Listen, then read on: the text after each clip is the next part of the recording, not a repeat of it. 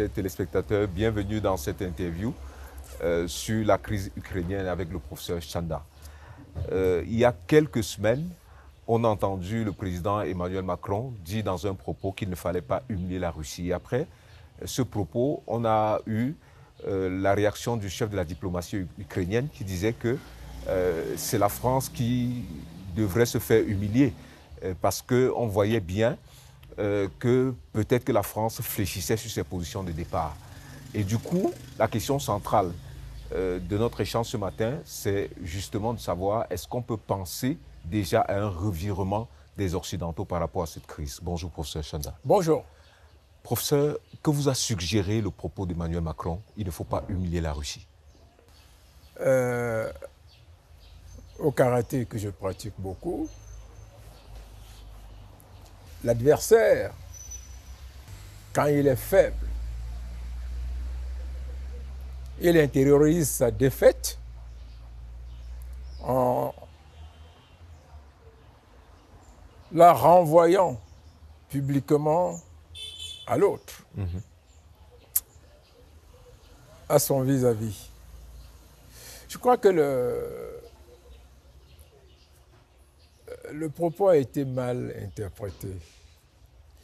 Dans le fond de la pensée de Macron, je crois, je continue de penser qu'il voulait dire faut pas aller trop loin dans la provocation contre la Russie. OK. Parce qu'en réalité, et je reprends un peu la démonstration du président du Niger, qui avait administré une leçon de géopolitique et de géostratégie au même président français. La Russie, c'est un continent. C'est 64 fois l'Europe ou la France. 64 fois la France. Et à l'évidence, je ne vois pas très bien ce qui peut ou pourrait constituer une humiliation.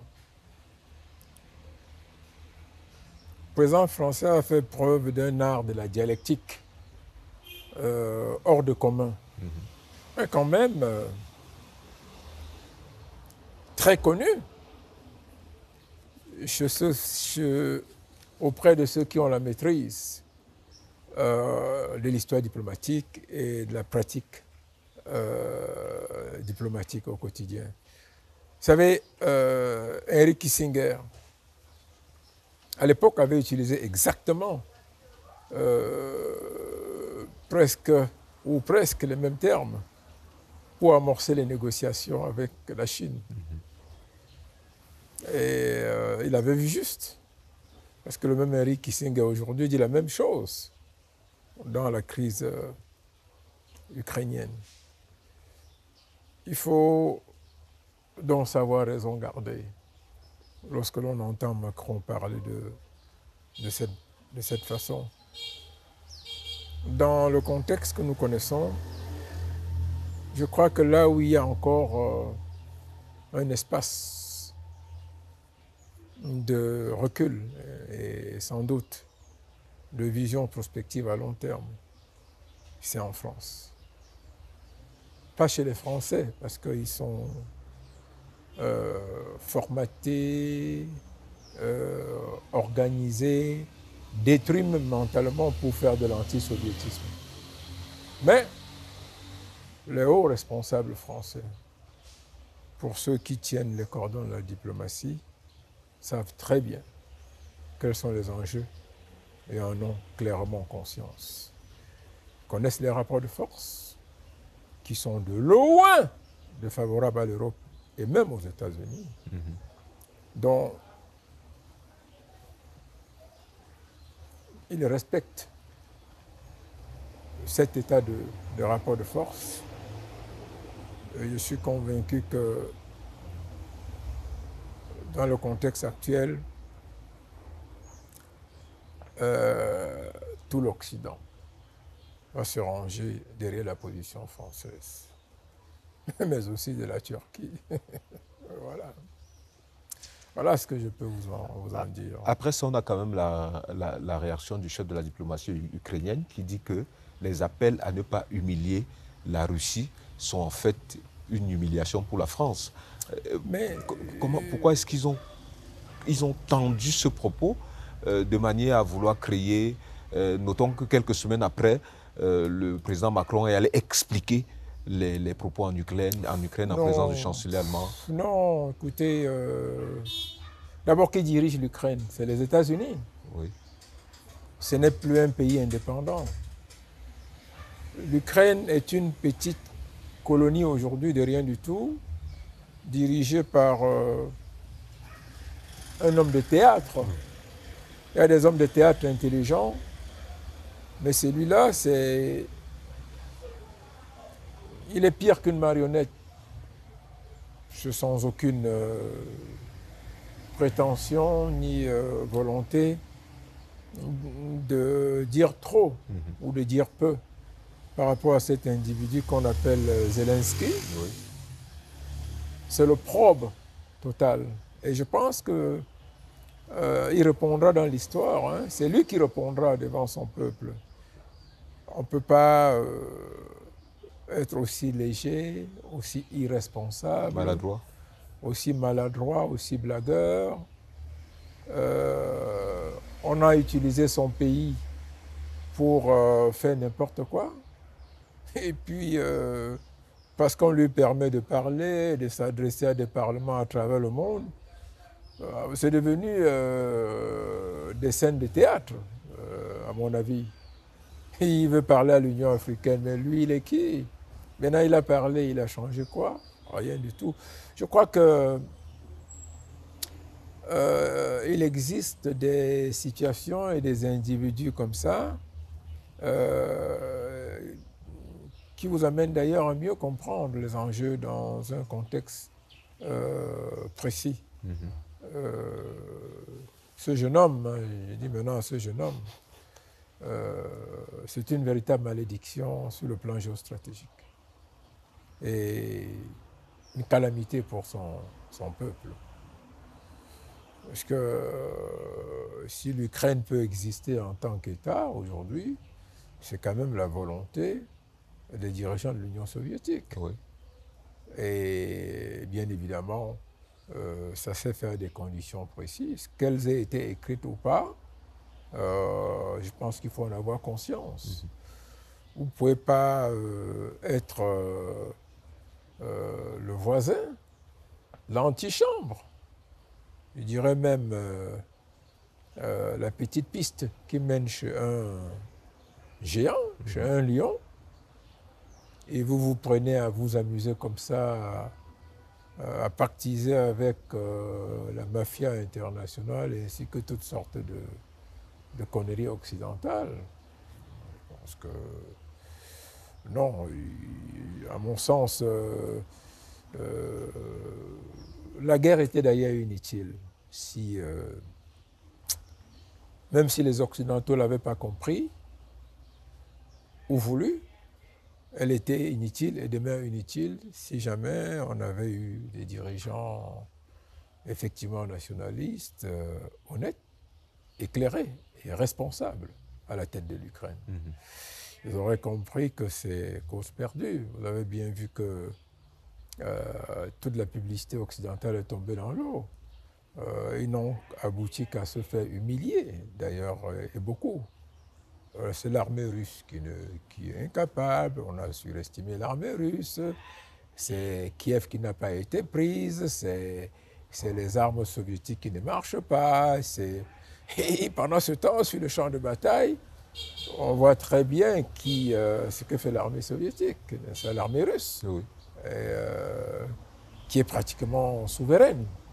Elle frappe où elle veut, quand elle veut, et de manière assez solide. Le discours des Occidentaux, que ce soit Macron ou Biden, n'y changera rien. Hein. Je vois qu'ils ont commencé par se résoudre à l'idée la fin de la guerre passera par des négociations diplomatiques. Mais ce qu'ils oublient de dire, comme Poutine insiste à le leur dire, la paix ne se fera qu'aux conditions de la Russie. Et c'est clair, là.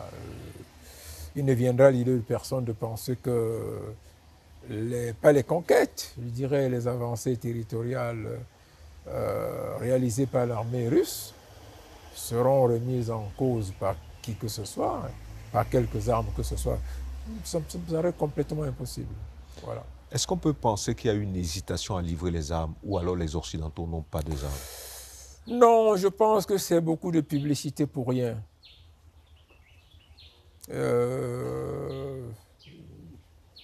C'est de la publicité infantile même à la limite. Je vous rappelle que la Russie en Ukraine mène une guerre avec des moyens limités à la force en face, avec des moyens adaptés à l'enjeu et à la menace. Elle n'est pas dans une guerre totale avec un déploiement de tous ses moyens militaires et technologiques. Ça, il faut le savoir. Et je crois qu'à ce sujet, les Russes attendent bien que les Occidentaux se déploient effectivement avec leurs meilleures armes. Ils vont les anéantir. Oui. Voilà, je pense que jusqu'ici, ils ont démontré qu'ils étaient capables de le faire. Toutes les armes, les bricoles, à mon avis, livrées à l'Ukraine, sont détruites au fur et à mesure, quels que soient les endroits où ces armes sont entreposées. Et je crois que les Russes ont été assez clairs à ce stade-là. Et personne, ni en France, ni aux États-Unis, ni en Allemagne, ne se risquerait à y envoyer des troupes, ni à y dépêcher quelques armes de quelque sophistication que ce soit. Ils savent très bien que ces armes seront anéanties. Ça me paraît clair. Vous savez qu'au stade où on en est, les missiles sont tirés des navires, très loin, de très loin, sont tirés du ciel, sont tirés de la terre. Et c'est absolument insaisissable. Je pense que le reste, c'est la publicité gratuite, si vous voulez. L'Occident ne se risquera mais jamais à provoquer la Russie de manière généralisée pour une réelle guerre. Effectivement, ils ont les moyens de défacer l'Europe de la carte du monde. Ça, ils en ont les moyens. Et ça, ils l'ont démontré. Et à l'inverse, j'attire votre attention, la Russie, c'est un continent. C'est un continent. Vous détruirez Moscou, vous ne détruirez pas la Sibérie. C'est un continent. Et je pense qu'il faut se résoudre à cette évidence-là. Voilà. Ce qu'on constate de manière pratique, c'est que la Russie est en train d'occuper toutes les zones qui sont limitrophes à l'Ukraine. Est-ce qu'on peut envisager que la Russie se dit, si dans 10 ans, dans 20 ans, l'Ukraine entrait dans l'OTAN, que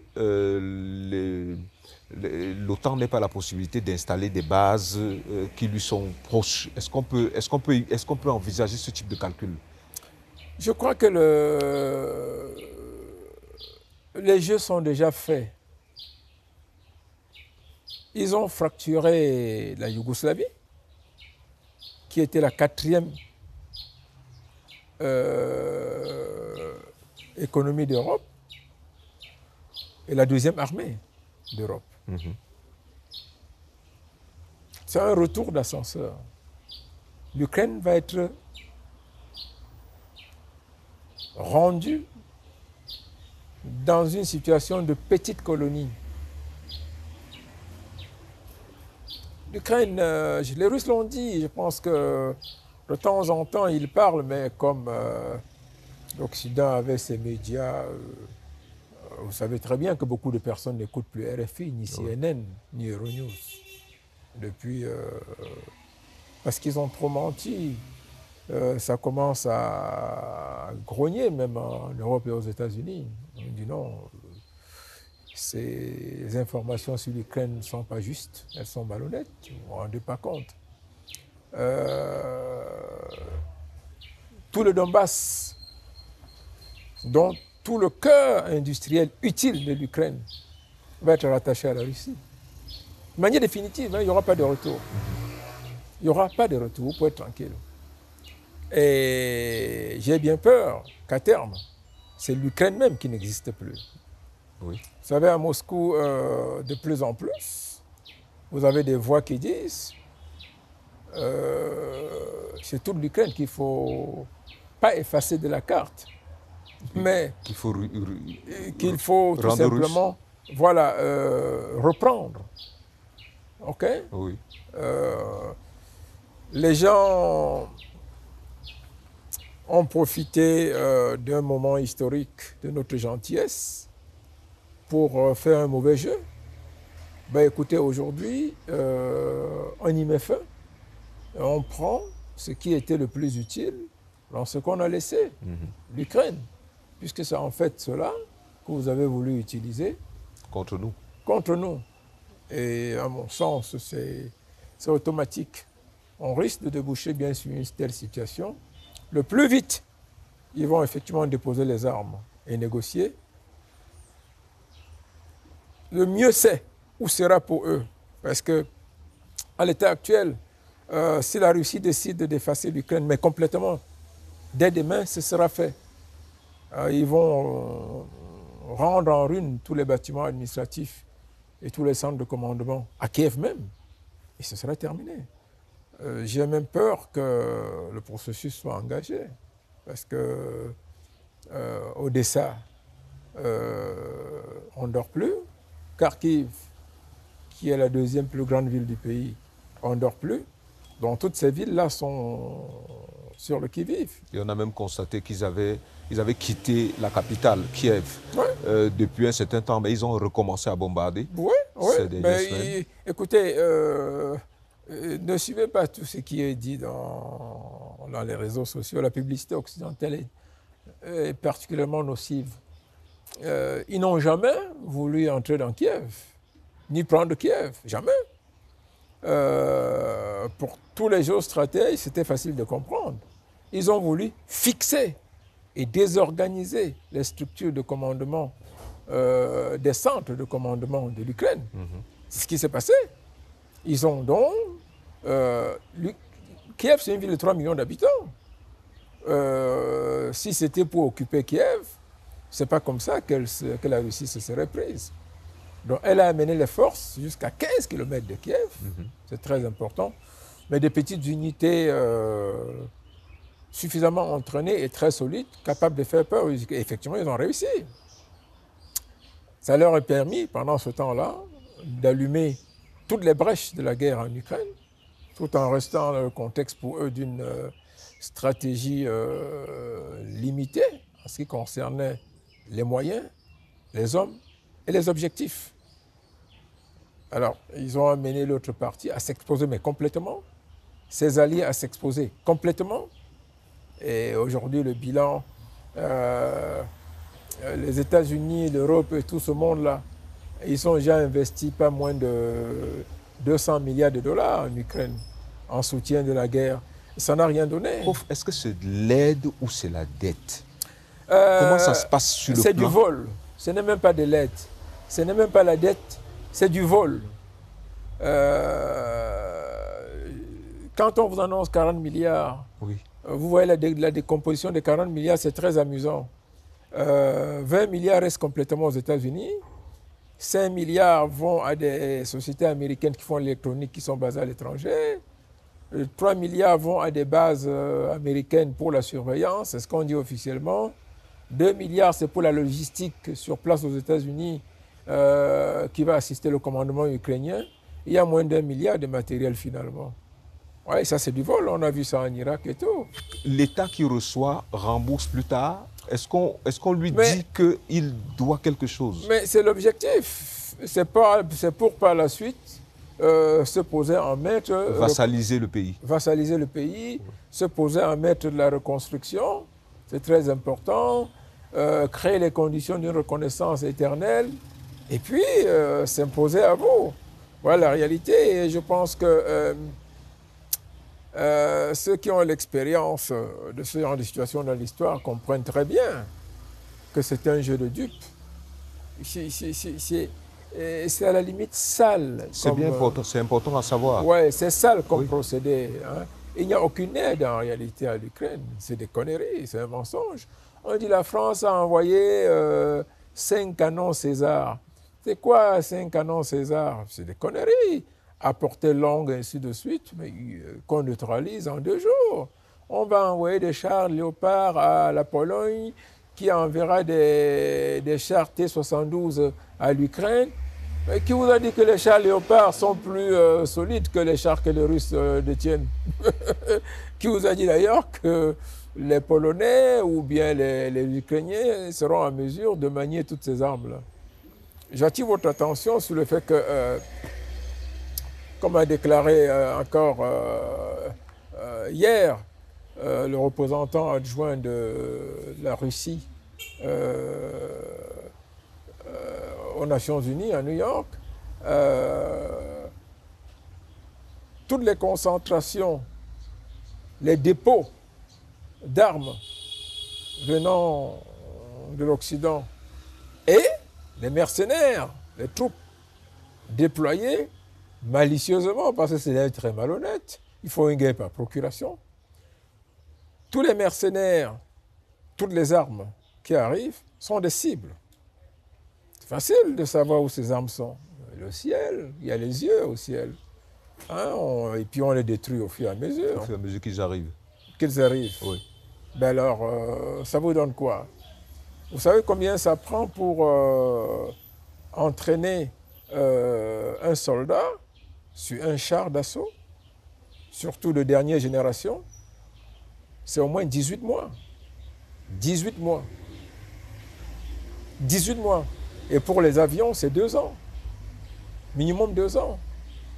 Je crois que le monde assiste à une des plus curieuses, une des plus terribles, une des plus insoutenables aventures de tromperie, de concussion, de mensonges et je dirais de destruction, n'est-ce pas, organisée, soutenue, supervisée et mise en œuvre par l'Occident. Ce qui est atterrant dedans, c'est en réalité l'Europe n'existe plus. C'est fini l'Europe.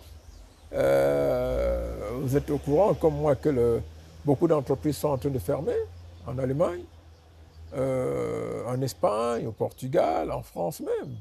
C'est immense. Toute la stratégie climatogène qui a été patiemment négociée, ça a donné lieu à des échauffourées, des manifestations, des joutes oratoires dans des assemblées, des nuits sans sommeil dans des conférences internationales, est tombée à l'eau aujourd'hui. L'Europe est obligée de retourner au charbon. C'est un peu comme si on passait de l'électricité à la lampe tempête. À la lampe tempête, oui. Ah oui, parce que la Russie, effectivement, a les moyens de sa politique. Elle ne tient pas simplement l'Europe. Elle tient, je dirais même le monde, en ce qui concerne la disponibilité et la production de d'une variété de matières premières, minérales et agricoles. Et l'Europe, en réalité, face à ça, est une petite contrée malheureuse qui certainement a confondu la Lune et le Soleil et se retrouve dans une situation où elle dit oui aux États-Unis sans même savoir ce qui se passe. Les États-Unis eux-mêmes avaient un président complètement dépassé, chancelant, hors de toute norme stratégique et géopolitique. Il est perdu, il ne comprend rien à rien. L'économie américaine est en train de plonger. Ils sont à près de 8% d'inflation. Le chômage est en train de s'aggraver. Le prix de l'essence à la pompe a doublé pratiquement. On n'envisage même pas ce que sera l'hiver. Oui. Alors, et pendant ce temps, je vous signale qu'il y a des négociations de coulisses avec beaucoup de firmes privées, de courtiers, pour continuer à livrer tout ce que la Russie aujourd'hui a suspendu. Les États-Unis importaient 700 000 barils de pétrole russe par jour. Ils ont suspendu, mais simplement ils continuent à le recevoir par des moyens privés, par des firmes privées indiennes, ainsi de suite. L'objectif, c'était de faire écrouler l'économie soviétique.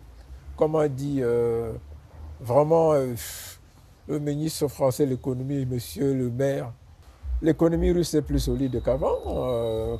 Avant le 24 février, quand ils ont déclenché la guerre, le rouble a atteint des niveaux records. La banque centrale russe est en équilibre complète par rapport à ses exigences et ses obligations internationales. Les grands partenaires internationaux sont avec la Russie. L'Europe et les États-Unis sont devenus squelettiques par rapport à la nouvelle configuration du monde qui est en train de se mettre en place. Qu'ils ont suscité ou accéléré. Mais, comme tout idiotie de puissance et d'impérialisme, ils n'ont pas compris que depuis 3 décennies, les autres se préparent dans la perspective de les évincer et de sortir de leur tenaille. Ils ont accéléré et voilà, les autres ont dit, eh bien, c'est le moment, on applique simplement tout ce qu'on envisageait, nous sommes prêts. Quand Poutine, cette déclaration du 24 février, quand il annonce l'opération spéciale, il dit, nous sommes prêts. C'était suffisant. On envoie des délégations jusqu'en Afrique, en Inde, en Turquie, on est aidé par la Russie, mais la Russie n'a pas besoin d'être aidée. Je ne crois pas. En moins de 3 mois, on a remplacé tous les McDonald's. Il y avait 860 franchises en Russie. Presque toutes, aujourd'hui, sont reparties avec de nouvelles enseignes. Tout est en train de te remplacer et ça les arrange. En 2018, pour la première fois, la Russie a construit un avion sans aucun élément venant de l'étranger. Parce que quand vous voyez par exemple un véhicule Toyota, il y a près de 5000 composantes. Moins de la moitié vient directement du Japon, le reste vient de l'étranger, différents pays. C'est ce qu'on appelle la globalisation de l'industrie mondiale. Hein, et ensuite, la diversification de l'économie planétaire. C'est un peu tout cela. Mais si vous créez une situation de tension et d'ostracisation absolue, vous amenez les nations à s'organiser pour casser ça, s'autonomiser, s'indépendantiser et ensuite produire de manière tout à fait extraordinaire, faire des choses qu'elle n'aurait pas faites avant. La Russie aujourd'hui a mis l'accent sur le développement des composants électroniques. Il se donne 5 ans pour n'acheter aucun avion ailleurs que des avions russes, produits en Russie. Ils en ont la capacité. Voilà la réalité. Vous avez l'expérience de l'Iran. L'Iran aujourd'hui produit des missiles balistiques capables de porter des ogives nucléaires. Ils ont d'ailleurs éteint quelques caméras sur celles qu'avait installées l'AIEA. À quoi auront servi les sanctions? Rien du tout. Vous vous attaquez à un pays qui, à partir du sol, est capable de tuer tous les satellites au ciel. Mais vous faites fausse route. Et je signale que les Américains, c'est Ronald Reagan, je me souviens, l'initiative de défense stratégique. Et je me souviens à l'époque, comment est-ce que l'Europe, la publicité occidentale, ils vont mettre des armes au ciel, capables de détecter les missiles qui arrivent, de les détruire avant qu'elles n'aient même décollé. C'est eux qui ont commencé. Les Russes, aujourd'hui, ont répliqué. On n'a pas besoin d'aller au ciel. À partir du sol, on peut détruire tous les satellites au ciel. Du coup, l'Occident, mais c'est pas bon, c'est mauvais. Alors, quand vous crachez en l'air, quand vous commencez, il faut l'accepter. En réalité, on a évolué sur des stupidités néocoloniales et impérialistes. On fabrique la bombe nucléaire, on maîtrise les matières fissiles, Et on fait un traité pour dire ben, non à la prolifération, les autres nations n'ont pas accès. C'est complètement idiot, c'est faux. C'est un peu l'histoire de...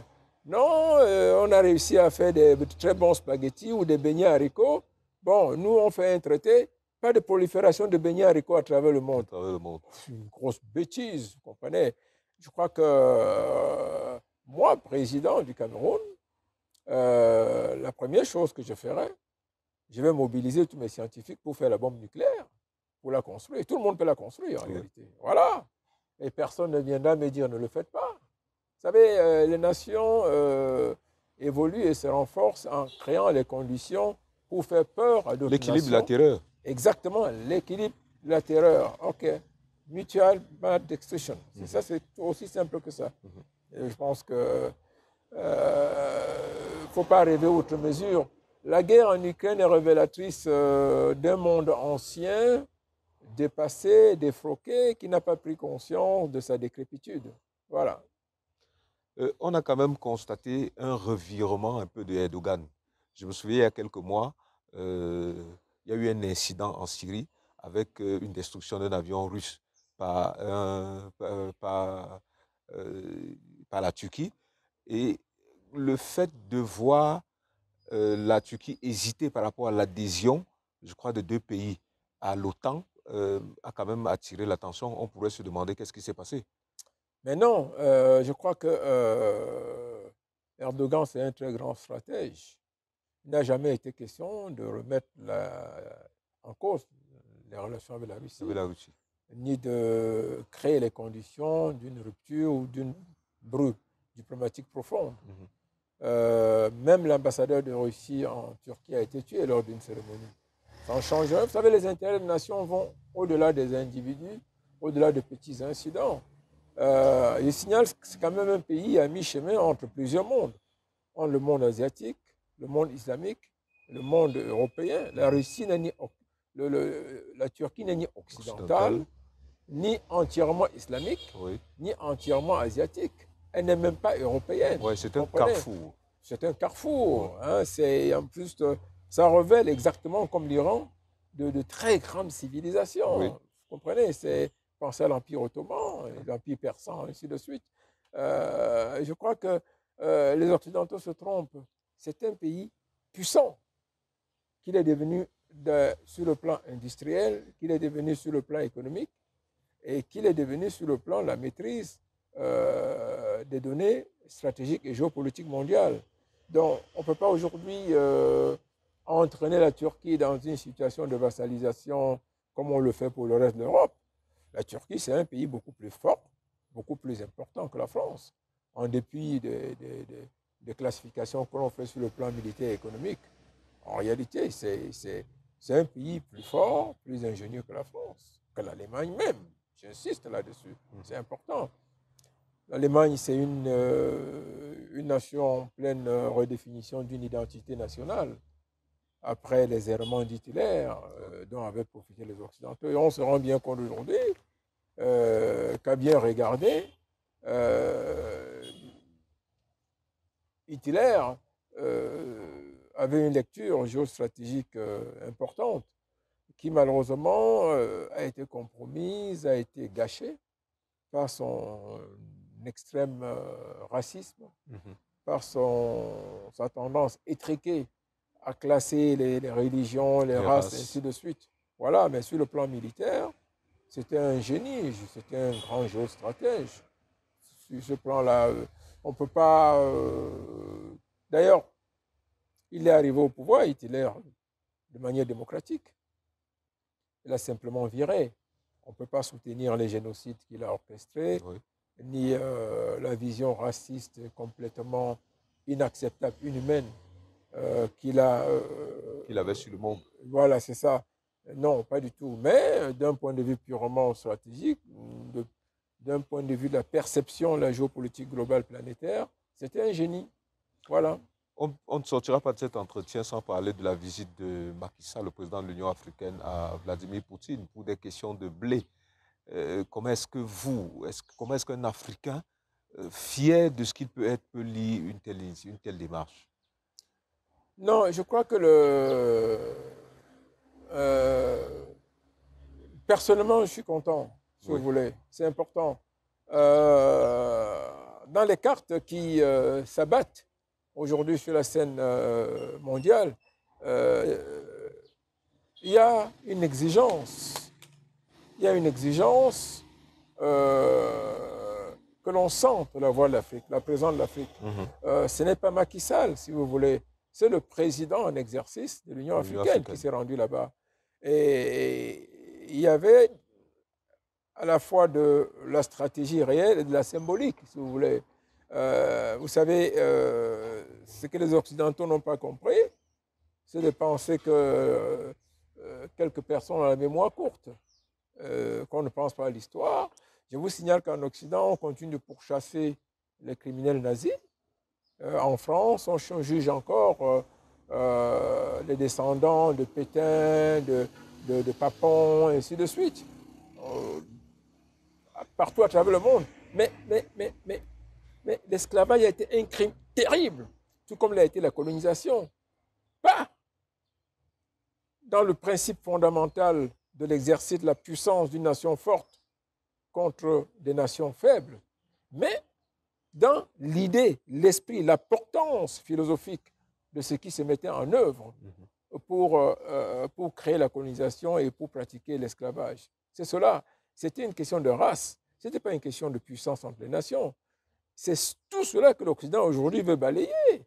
Oubliez tout ça et tout, venez nous soutenir, vous n'avez pas le droit de prendre position ici. Je pense que le déplacement de Macky Sall était extrêmement important.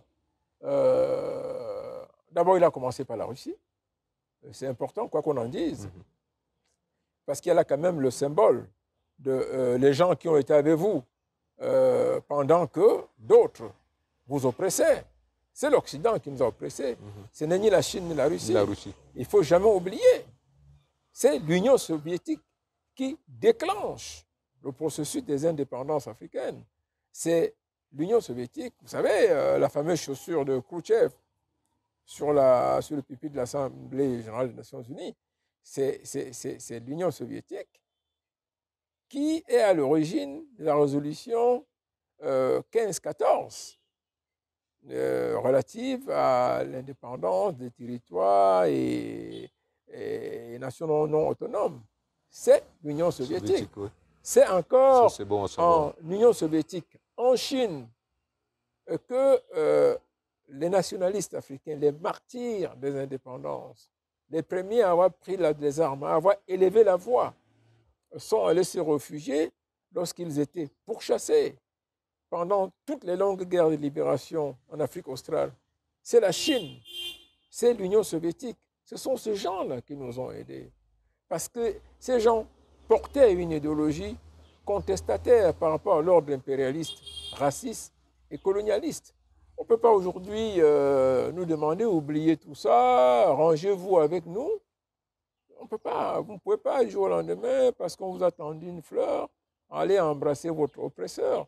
C'est dans ces moments de crise planétaire importants qu'en réalité se dévoile, se remémore les rapports de force passés, les alliances passées, quelle que soit leur structuration, mais l'utilité, la densité et l'intensité dans l'histoire, surtout la symbolique que ça porte, pendant que vous souffriez, quelqu'un s'est porté à votre secours.